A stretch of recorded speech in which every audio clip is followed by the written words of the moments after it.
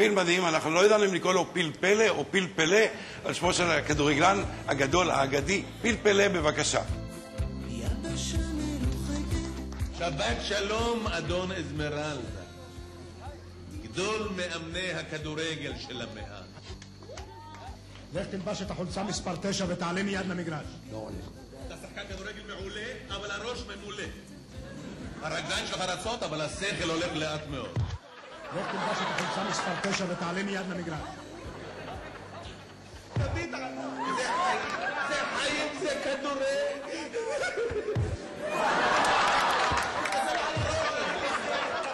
כל נגיחה שלו פגז מפרפר ברשת. תסתכל על הרגל המסיימת. לא, הוא ימני. ימני. כל מסירה סרגל. ואיפה הסיום האישי?